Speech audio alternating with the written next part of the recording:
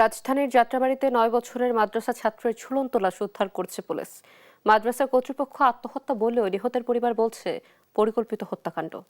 মামলা নিতে পুলিশের গড়িমসির দাবি স্বজনদের। তাইমুন ইসলাম রায়হানের রিপোর্ট। রাজধানীর যাত্রাবাড়ির কুতুবখালী এলাকার মাদ্রাসাতুল ইত্তুকানের হিফজু বিভাগের ছাত্র ৯ বছরের মুদাচ্ছির প্রতিদিনের মতো শনিবার জামাতে আসর নামাজ আদায় করতে দেখা যায় তাকে। পরে শনিবার সন্ধ্যায় ওই মাদ্রাসায় শিক্ষকদের ওয়াশরুম থেকে তার মরদেহ উদ্ধার করে পুলিশ। মাদ্রাসা কর্তৃপক্ষের দাবি, নিহত শিক্ষার্থী গলায় গামছা পেঁচিয়ে আত্মহত্যা করেছে। এদিকে নিহতের পরিবার বলছে, নিহতের গলায় নখের আঁচড় দেখা গেছে। এটি পরিকল্পিত হত্যাকাণ্ড।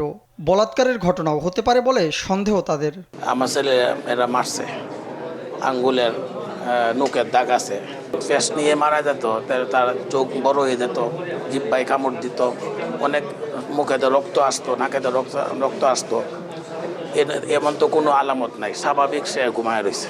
এ ঘটনায় মামলা করার জন্য শনিবার সকাল থেকে যাত্রাবাড়ি থানায় অবস্থান নেয় নিহতের স্বজনরা। কিন্তু পুলিশ গড়িমসি করে শেষমেশ রাত 9টায় এজাহার লিপিবদ্ধ করে।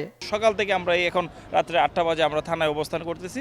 তো আমরা অনেক চেষ্টার পরেও ওনাদেরকে এটা বলতে পারি নাই যে এটা মামলা হবে, হত্যা মামলা। ওখানে আইনশৃঙ্খলা বাহিনীর 2 জন সদস্য ছিলেন, ওনাদের কাছে বললেন যে আমরা হত্যা মামলা দায়ের করব। কিন্তু বিষয়টাকে হত্যা মামলার দিকে না নিয়ে নর্মালি একটা অবহিতকরণের মতো একটা দরখাস্ত ওনারা ড্রাফট করে ওনার স্বাক্ষর রাখলেন। এ নিয়ে ক্যামেরার সামনে কথা বলতে রাজি হয়নি পুলিশ। তাইমুন ইসলাম রায়হান, দেশ টিভি, ঢাকা।